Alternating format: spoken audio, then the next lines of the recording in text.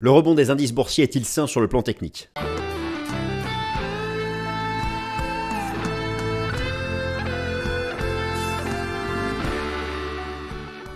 Alors chers amis, je suis ravi de vous retrouver, bienvenue à la nouvelle édition du Top Gun.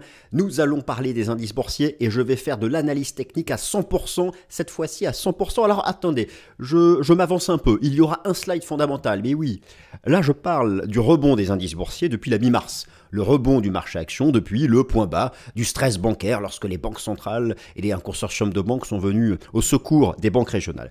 Bref, les indices boursiers sont maintenant revenus au contact de résistance. Ce rebond a-t-il les caractéristiques techniques structurelles permettant la base d'un nouveau bull market?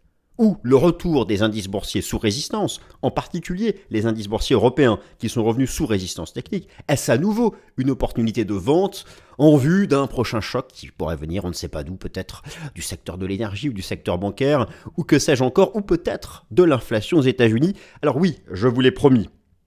Je vous l'ai promis, mais j'avais croisé les doigts dans le dos. Le rebond des indices boursiers est-il sain sur le plan technique? L'est-il aussi sur le plan fondamental? Alors, pour les fondamentaux, vous avez la vidéo Top Gun de la semaine dernière, mais c'est obligé cette semaine. Mise à jour de l'inflation aux États-Unis. Enfin, vous savez bien que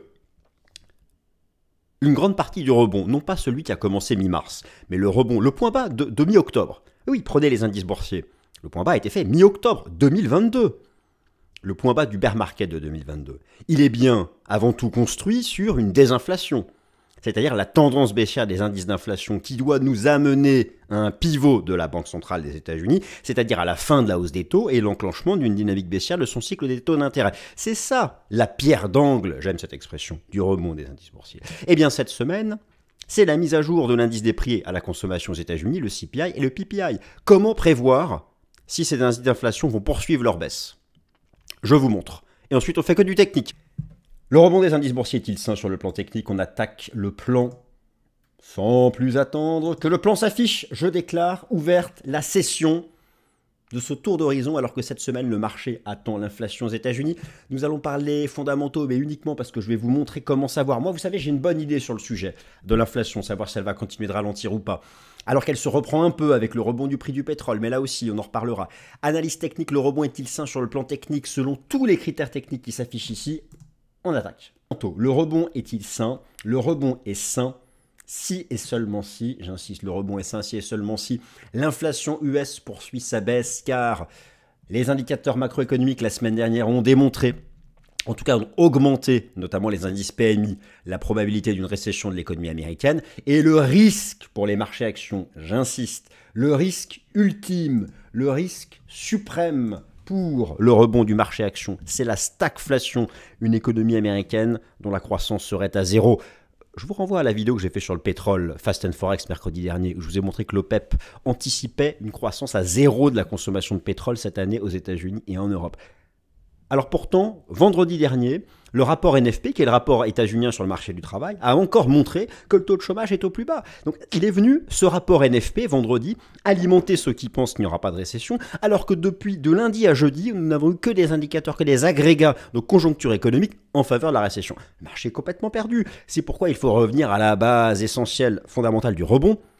On parle des fondamentaux là. C'est vrai que j'avais dit qu'on n'en parlait pas. Enfin, j'avais dit qu'on parlait de l'inflation. Mais c'est la désinflation. Cette semaine, mise à jour des deux plus importants, enfin 2 sur 3 indices d'inflation pour les États-Unis.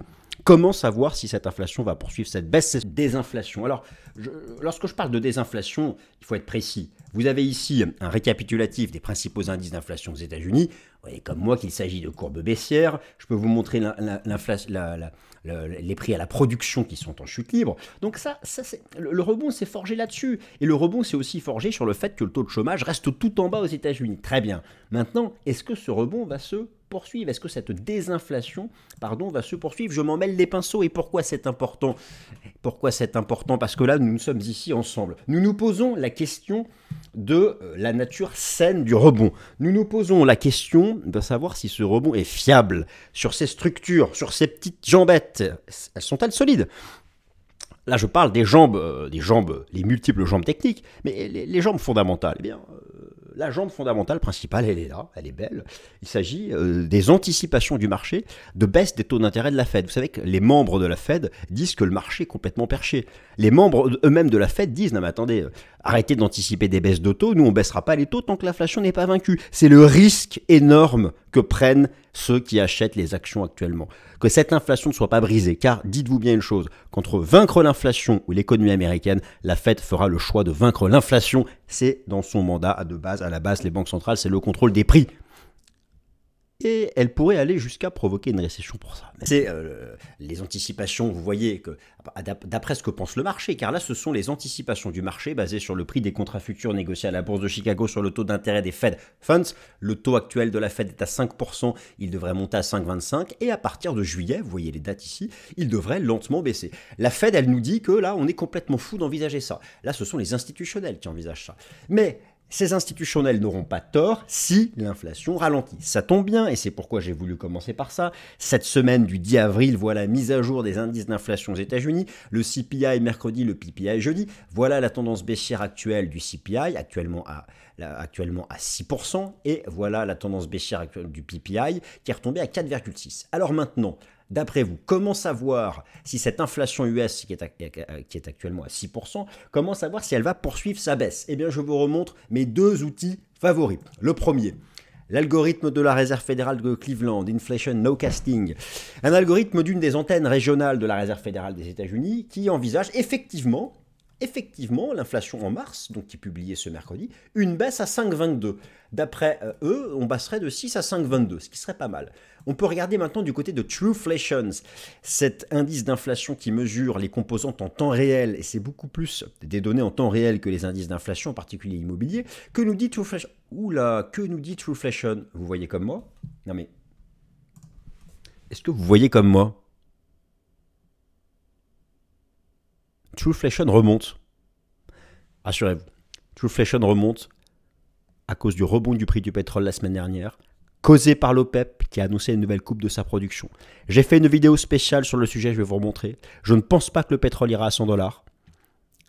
Je pense que donc c'est provisoire et j'ai regardé les autres composantes et en particulier l'alimentation et l'immobilier, ça continue de baisser. Donc, hormis ce rebond transitoire du prix du pétrole, alors, vous voyez, donc, vous prenez la catégorie transport, elle est en rebond, et lorsque vous regardez en détail, ben voilà, c'est essentiellement le prix de l'énergie, mais vous regardez par exemple l'alimentation, ça repart à la baisse, il y a d'autres éléments comme ça, vous regardez l'immobilier, ça continue de baisser, donc moi je ne m'inquiéterai pas trop là-dessus, j'ai fait une vidéo spéciale dans le dernier Fast and Forex sur le sujet à propos donc de ce pétrole, et je vous invite à reprendre cette vidéo, vous aurez davantage d'informations sur ce sujet. Donc voilà, c'est l'enjeu principal de la semaine, et donc si cette inflation continue de reculer, le rebond sera sain. Maintenant on se fait le gros topo technique, le rebond est sain tant que la position institutionnelle nette poursuit son rebond. Alors là, c'est pareil, à propos de la position institutionnelle nette, comment comprendre comment cela marche? J'ai fait sur ce sujet une vidéo Fast and Forex, les nouvelles positions de trading institutionnel, avec notamment à l'intérieur un tuto sur comment utiliser le rapport Commitment of Traders. Je vous invite donc à vous diriger vers cette vidéo si cela vous intéresse. Le principe, c'est quoi? Il s'agit de mesurer ici. Le rebond, en fait, est sain. Le rebond est sain si les institutionnels achètent, c'est tout. On a une action des prix qui a été un rebond depuis mi-mars, très bien. Maintenant, dans ce rebond, est-ce que les institutionnels ont augmenté leur exposition à l'achat? Pour cela, je vais vous simplifier la tâche, parce que là, on ne va pas s'arracher les cheveux ce début de semaine, parce que moi déjà, je ne pourrais pas. On ne va pas le faire, on va s'intéresser à la position nette. C'est la courbe jaune sur ce graphique qui fait simplement le delta entre les contrats à l'achat et les contrats à la vente. Si la courbe est haussière avec l'action des prix, c'est que les contrats à l'achat prennent dessus sur les contrats à la vente. Eh bien, j'ai tout regardé, mais je vais vous montrer ça. C'est bien sur le S&P 500, c'est bien sur le Nasdaq, c'est pas bien sur le Russell 2000. Le Russell 2000, ce sont les 2000 plus importantes capitalisations américaines. En fait, ce sont les small et mid cap. Le S&P 500, le Nasdaq, les big cap. Et donc, les troupes ne suivent pas vraiment les généraux. Il y a une inquiétude, mais plutôt sur les small et mid cap. Mais peut-être que parce que les small et mid cap, c'est elles qui vont avoir le plus de difficultés à faire face à l'augmentation des coûts de financement. Donc là, est-ce que c'est sain? Oui et non. Oui et non. Hein, vous allez voir, il y aura beaucoup de oui et non dans cette vidéo, vous me connaissez. Il y aura beaucoup de oui et non, et donc on regarde ça en détail. Alors déjà, donc je suis ici sur le site de la CFTC avec toutes les données. Asset Manager pour le S&P 500, j'ai bien coché le S&P 500. Qu'est-ce qu'on observe? Eh bien oui, la courbe continue de remonter. On a même fait une sorte de double top, on a fait un pullback. Ça reste plutôt sain. Maintenant, Est-ce que cela est sain sur le Nasdaq? On va regarder les données pour le mini Nasdaq. Alors, c'est plus volatile, mais on a une tendance haussière, c'est plutôt pas mal. C'est plutôt pas mal. Maintenant, regardons le Russell 2000 pour les small et mid cap américaines. C'est là où c'est plus tendancieux. On sent que c'est plus compliqué. Et d'ailleurs, lorsque l'on regarde, et on va se faire cette grosse partie technique tout à l'heure sur les gros indices boursiers américains, parce que je vous ai préparé ce triptyque avec les données mensuelles, ici les données hebdomadaires, les données journalières, on va tout reprendre. Et donc regardez, le Russell 2000, la cote large américaine, on est revenu sur ce gros support qui était l'ancien choc, l'ancien niveau avant le choc baissier de la crise sanitaire. Et là on est dessus, il y a ce support d'Ishimoku. On est sur là un niveau qui, s'il ne génère pas un rebond, c'est chaud. Et on voit que les institutionnels sont pas encore dans le tempo, donc on verra. Là, c'est quelque chose qui est plus complexe. Overall, lorsqu'on représente la position institutionnelle nette sur le S&P 500, elle est plutôt sur support, donc c'est plutôt quelque chose favorable à un rebond. Écoutez, à vous d'en tirer les conséquences que vous souhaitez en tirer. Le rebond est-il sain sur le plan technique? Eh bien, le rebond est sain sur le plan technique s'il n'y a pas de surachat quantitatif. Alors, pour mesurer la présence ou non d'un surachat quantitatif, je vais utiliser la représentation graphique du pourcentage d'actions du S&P 500 au-dessus de la moyenne mobile à 200 jours pour le long terme, au-dessus de la moyenne mobile à 50 jours pour le moyen terme, au-dessus de la moyenne mobile à 20 jours pour le court terme. Et donc, y a-t-il du surachat quantitatif? Eh bien, c'est parti. Et là, je vous laisse regarder comme c'est beau. Et moi, je vous invite surtout, vous avez le code ici pour avoir la même chose que moi sur TradingView, à utiliser pour le swing trading l'évolution du pourcentage d'actions du S&P 500 au-dessus de la moyenne mobile à 50 jours. Parce que regardez, ici, ça donnait le point haut mi-février, ça donnait le point bas mi-mars, parce que le pourcentage d'actions du S&P 500 est revenu sur support. Eh bien non, là il n'y a pas de surachat. Alors peut-être qu'on va faire un double creux, qu'on va revenir là, mais il n'y a pas de surachat d'un point de vue du pourcentage d'actions du S&P 500 au-dessus de la moyenne mobile à 50 jours. Il n'y a pas de surachat par rapport au pourcentage d'actions au-dessus de la moyenne mobile à 20 jours, le surachat étant ici. Et pour le long terme, eh bien, alors pour le long terme, non, il n'y a pas de surachat parce que le surachat était là, c'était dès l'été 2021. Mais vous voyez, on a fait ici un espèce de double creux. Et donc là, c'est pas évident parce que certains voient ici une espèce d'épaule tête-épaule. Donc on aurait la ligne de coup de l'épaule tête-épaule et en même temps celle du double creux. Bon, ça c'est pour le long terme. Écoutez, là c'est plus complexe. Mais en tout cas, overall, sur le court moyen terme, là, il n'y a pas de surachat d'un point de vue quantitatif. Le rebond est-il sain sur le plan technique? Eh bien, le rebond est sain sur le plan technique tant que le réservoir des acheteurs particuliers n'est pas rempli. Alors là, c'est l'analyse contrarienne des marchés financiers. J'utilise pour ça l'enquête, le sondage d'opinion qui est réalisé chaque mercredi soir, l'enquête de l'AAI, l'Association américaine des traders particuliers, qui chaque mercredi soir donne le pourcentage d'acheteurs, le pourcentage d'investisseurs particuliers américains à l'achat, le pourcentage à la vente, le pourcentage neutre. Attention, mercredi dernier, le pourcentage des acheteurs s'est beaucoup rempli. Il n'est pas encore à un niveau extrême, mais il en approche. Il faut donc être prudent sur ce sujet-là. Il y aura on entrera à nouveau dans une correction marquée lorsque vraiment on aura le réservoir des acheteurs rempli ici. Et donc voici les dernières données, les données qui ont été publiées. Vous avez ici les données de mercredi dernier. Eh bien, vous pouvez voir que d'une semaine à l'autre, le pourcentage des acheteurs s'est quand même nettement rempli, même si nous ne sommes pas encore à la moyenne historique, mais tout de même, là, il va falloir être un peu prudent. Et je vous invite notamment à prendre connaissance des données qui vont être publiées là ce mercredi, le mercredi 12 avril. Il faudra espérer que ce pourcentage d'acheteurs ne dépasse pas la moyenne historique, car là, un risque de correction pèsera à court terme. Le rebond est sain sur le plan technique si les secteurs défensifs sont derniers de la classe. Et là, malheureusement, c'est oui et non.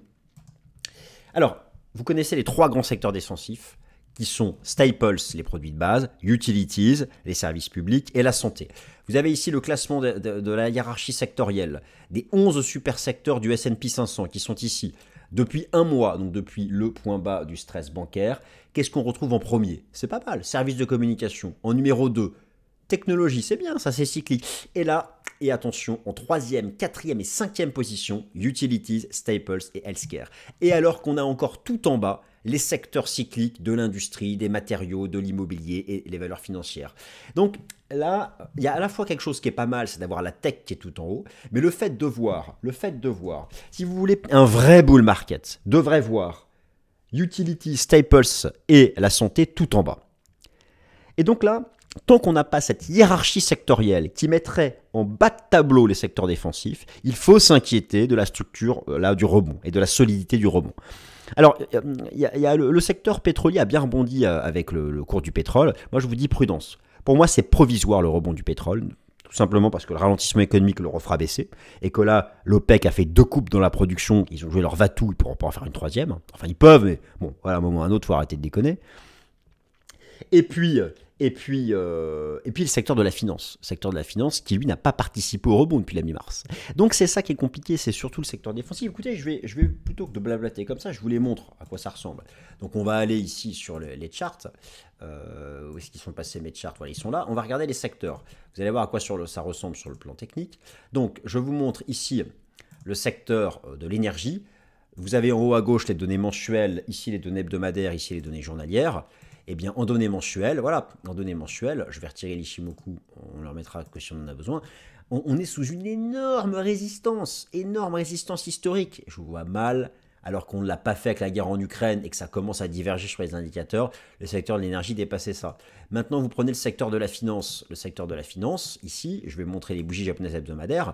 Voilà l'impact des valeurs financières lors du stress bancaire. On est revenu sur ce support qui était ici le niveau horizontal avant le choc boursier, cette fois-ci de la crise sanitaire à l'époque. Et voilà, on tient le niveau, mais on n'a pas rebondi. Je veux dire, clairement, depuis un mois, lorsque je parle du rebond depuis un mois, je parle du rebond du S&P 500, donc depuis le support moyen terme. Hein, toute cette phase de rebond ici entre la mi-mars et début avril. Bon, mais voilà, ce sont à nouveau les secteurs défensifs qui ont le plus participé. Donc là, c'est quelque chose qui est moyennement sain. Maintenant, le rebond est sain sur le plan technique si la hausse et le rebond des actions s'accompagnent du rebond des grands ratios d'attrait pour le risque. Alors, le principe de la force relative, je ne vous le rappelle pas ici, j'en ai parlé souvent, mais un ratio, un numérateur sur un dénominateur. Ici, j'ai mis au numérateur que des actifs à risque, Nasdaq S&P 500, Growth Value et Bitcoin S&P 500. Et c'est vraiment, nous sommes dans un marché sain dans ce rebond. Si ces ratios rebondissent avec le marché action, alors du côté du ratio technologie sur produit de base, c'est pas mal. Franchement, c'est pas mal. Et si on sort par le haut ici, ce sera vraiment un gros signal. Je vais le surveiller. Donc là, on s'est mis en neutralité.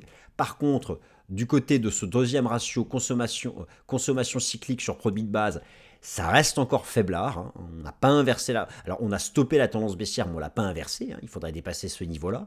Donc ça, malheureusement, c'est plutôt un... Et du côté du ratio Bitcoin S&P 500, qui est vraiment le big ratio d'attrait pour le risque, c'est quand même pas mal. On est rentré dans le nuage.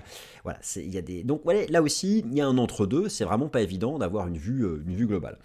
Alors maintenant, écoutez, ce que je vous propose, c'est qu'on passe à l'analyse technique. On passe à l'analyse technique sur tous les horizons de temps de l'ensemble de ces marchés. On commence par le S&P 500. La big picture, alors la big picture, c'est le graphique en données mensuelles. Alors, en données mensuelles, regardez la différence avec les cracks boursiers de 2001, 2002 et de 2007-2008, qui étaient des phases de récession économique. Regardez par exemple le RSI. À l'époque, on avait d'abord divergé et cassé 50. Cassé 50, cassé 50. Là, on a divergé et on stabilise sur 50. On est dans un entre-deux. Prenez la ligne de MACD à l'époque, en vrai bear market, on avait cassé la ligne de 0. Cassé la ligne de 0. Et là, regardez, on est en train de rebondir au-dessus de la ligne de 0. On fait une divergence haussière sur le histogramme. Donc, bon, ça montre plutôt que, voilà, on a quand même préservé l'essentiel. Le rebond est sain. Le rebond est sain sur le plan technique tant que les supports moyen terme tiennent. Les supports moyen terme, c'est quoi? Eh bien, sur le S&P 500, c'était l'ancien record avant le choc boursier de la crise sanitaire, les 3004 ici. C'était le 50% de retracement de toute la phase d'hausse du Covid qui a tenu. Alors là, je vous montre ce qu'il y a de plus bullish, le décompte le plus bullish possible, qui consistera à dire qu'on a fait une vague 1, qu'on vient de finir une vague 2 en 3 temps ABC qui prend la forme d'un running flat, et nous serions entrés dans une grande 3. Alors attention, moi ce scénario, je ne le valide pas, en tout cas pas encore. Pour le valider, il faut dépasser les 4002. Je vous montre les enseignements du système Ishimoku, regardez, voilà. En fait, tout est à 4002, en gros. Non mais je vais résumer. Je vais résumer. vous avez vu que sur le plan structure technique, sur le plan technique structurel, on est un entre-deux. Mais même sur le plan chartiste, en fait, entre 3009 et 4002, on ne sait pas. On ne sait pas. Pour vraiment donner, là, il y a eu un rebond depuis 3 semaines. Mais ce rebond n'a pas donné le point de départ d'un bull run. Il faudrait pour ça dépasser, il faut non seulement tenir les supports majeurs, ça on l'a fait, surtout sur les indices européens, je vais vous montrer. Maintenant, plus que tenir les supports majeurs, pour que ce soit sain et fiable, il faut dépasser une résistance. Quelle serait la résistance à dépasser pour vraiment mettre de côté le risque de bear market? Ce sont les 4200 points. C'est un niveau qu'on retrouve partout sur le S&P 500, les 4200 points. Il faut dépasser ce niveau. Et tant qu'on n'a pas cassé ce niveau, avec une hiérarchie sectorielle qui verrait les secteurs cycliques surperformer, eh bien, ce rebond a une certaine fragilité. Donc, ça, c'est vraiment le scénario, le haut niveau, les 4002. Hein. D'ailleurs, on est revenu tout en haut. Si vous prenez les indices boursiers européens, alors pour les indices boursiers européens, je vais prendre l'Eurostoxx 50. L'Eurostoxx 50 qui est le contrat à terme le plus tradé en Europe. Voilà, alors oui, on est revenu tout en haut. Oui, je sais, sur l'Eurostoxx 50, tout le monde vise encore les 4006. Alors, que penser du rebond depuis la mi-mars? Alors, l'essentiel a été fait. C'est quoi l'essentiel? Le marché a tenu les supports moyen terme. Je vous montre ici sur l'Eurostoxx 50, le support moyen terme, c'était l'ancien record avant le choc boursier de la crise sanitaire. Je peux vous montrer la même chose sur le DAX en données hebdomadaires. Vous avez ici le niveau de cassure de la guerre en Ukraine et on l'a réintégré. Et d'ailleurs, regardez, lors de la crise des banques, là, en mars, on a tenu le niveau. Donc oui, l'essentiel a été fait. Les supports techniques moyen terme ont été effectivement préservés. Ça, c'est bien. C'est le minimum légal, mais maintenant, il faut dépasser une résistance. Et là, on voit qu'on revient chercher les plus hautes. On est dans une situation où on est mal à l'aise sur les indices boursiers européens, puisqu'on revient ici au contact des plus hauts. Alors, on est dans une dynamique de momentum qui est différente, parce qu'ici, début mars, on avait des divergences de partout.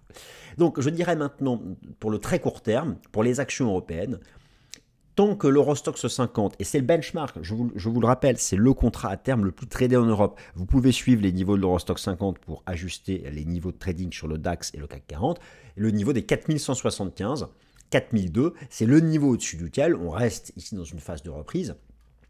Il y a l'équivalent sur le DAX. En fait, je dirais que partout, la moyenne mobile à 50 jours peut être utilisée sur ces indices pour ce qui est du cadre technique court terme. Si vous prenez le SMI, alors ce qui est intéressant avec le SMI, c'est que lui, en données hebdomadaires, il est revenu, vous avez ici le même niveau.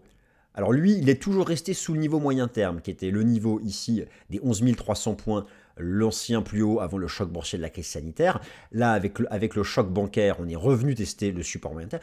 Voilà. Pour que le SMI passe bullish, il faut faire sauter 11 003, car s'il fait sauter 11 003, il va à 12 000. Mais voilà, pour l'instant, ce n'est pas fait. En tout cas, là, je essaie de faire une vidéo courte, donc je ne vais pas trop m'attarder, mais moi, je vous conseille vraiment d'avoir cette approche en triptyque, en données mensuelles. Attention de bien mettre une échelle logarithmique en mensuel, en échelle ensuite normale en données hebdomadaires et pareil pour les données journalières pour avoir une vision d'ensemble. Et enfin, je terminerai sur quelque chose, c'est toujours ma conviction forte, il faut acheter les obligations. Moi, je reste persuadé que nous sommes ici dans une opportunité de long terme. Je vous montre le contrat obligataire de l'État fédéral américain à 10 ans donné mensuel, où avec le crack obligataire de l'année dernière, on a retracé quasiment 80% de toute cette hausse de 10 ans. On est dans une structure de momentum, ça diverge partout à la hausse sur l'histogramme de MACD, sur les RSI. Je reste persuadé que quoi qu'il arrive en fait, qu'on soit en récession ou pas, que les obligations rebondiront. Elles peuvent rebondir si on est en récession, elles peuvent aussi rebondir si on n'est pas en récession, mais si l'inflation baisse, il y aura une baisse des taux de la Fed et ça fera rebondir les obligations. Donc overall, ma vraie conviction de marché reste sur le fait que cette année 2023 est une opportunité d'achat de long terme sur le marché obligataire. Quant au marché action, j'ai pu vous démontrer ici que c'est beaucoup plus ambivalent sur le plan technique, mais que nous aurions un vrai signal bullish si le S&P 500, un jour, était capable de franchir la résistance à 4200 points. Merci à toutes et à tous, j'espère que cette vidéo vous a plu et passez une excellente semaine. Merci.